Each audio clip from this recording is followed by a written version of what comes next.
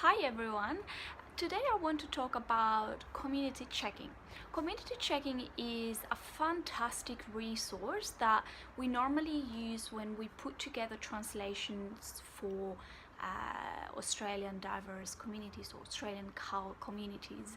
Something about community checking is that different organizations do it very differently.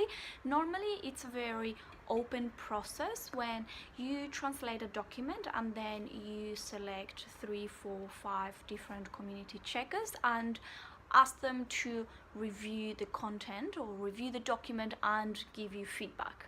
Now, the problem when you give such an extensive or open brief to a community checker is that first, you might not get answers to the questions that you have, and second, perhaps the feedback that you receive is not going to be relevant. Sometimes community checkers would say things like, this is not correct, but they don't really explain why, and then the translator would respond, well, this is correct. Then what do you do? It's not very constructive. So the way I like to run it, I think for me it's the most effective way, is first of all work out exactly what you want to ask the community.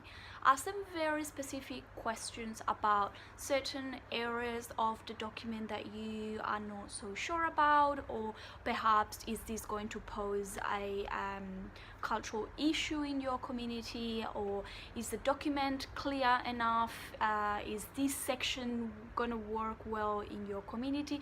Ask them very specific questions about the things that you are really interested in, and wait for them to send you specific feedback that you can actually use.